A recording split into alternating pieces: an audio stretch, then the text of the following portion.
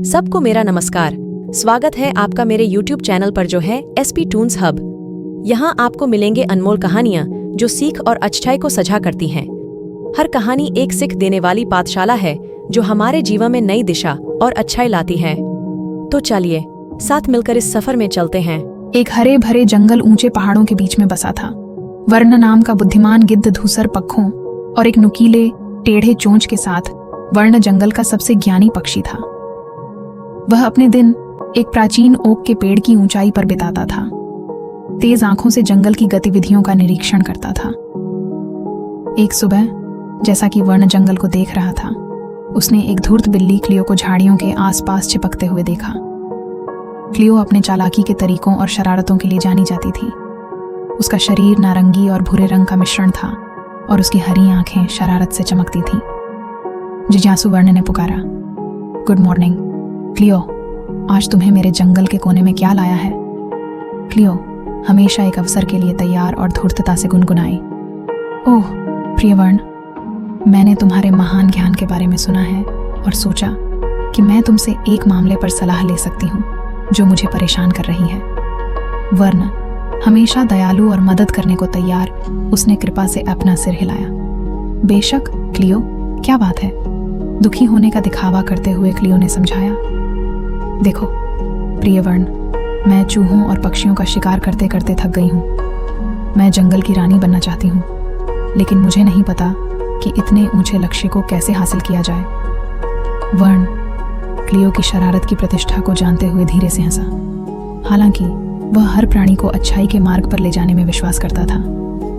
वो बोला, जंगल की रानी बनने के लिए सभी प्राणियों का सम्मान और प्रशंसा अर्जित करना चाहिए, धोखाधड़ी से नहीं बल्कि दयालुता और सहायकता के माध्यम से। क्लियो की आंखें शरारत से चमक उठी।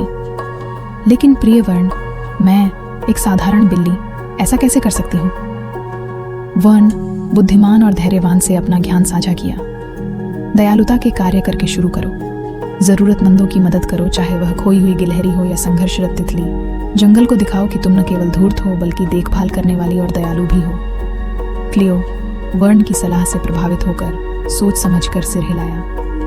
धन्यवाद बुद्धिमान वर्ण, मैं तुम्हारे शब्दों पर ध्यान दूंगी। दिन हफ्तों में बदल गए और वर्ण ने देखा कि क्लियो उसकी आंखों के सामने कैसे बदल गई। उसने जंगल के जीवों की सहायता की, एक झाड़ी में फंसे खरगोश को बचाया, भूखे पक्षियों के साथ अपना भोजन साझा किया और यहाँ तक कि चूहों के परिवार के लिए आश्रय बनाने में भी मदद की।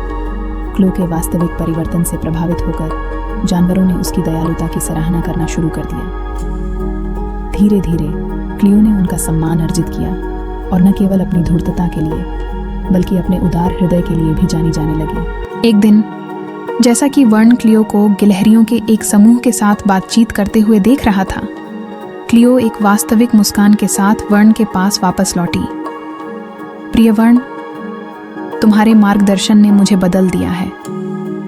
मैं रानी तो नहीं बन पाई, लेकिन मुझे जंगल के प्यार और सम्मान के साथ एक महारानी जैसा ही महसूस होता है। वर्ण ने गर्व से सिर हिलाया। याद रखो क्लियो, असली महानता खिताबों में नहीं बल्कि हमारे कार्यों से छुए गए दिलों और समृद्ध हुए जीवन में है।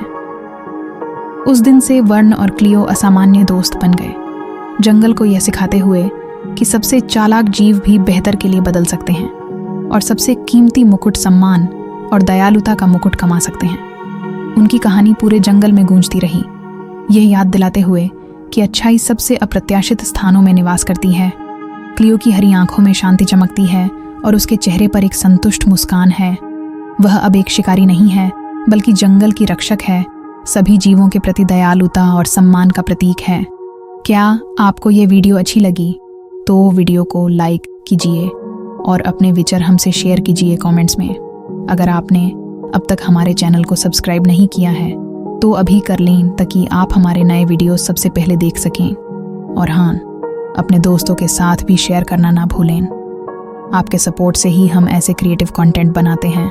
धन्यवाद।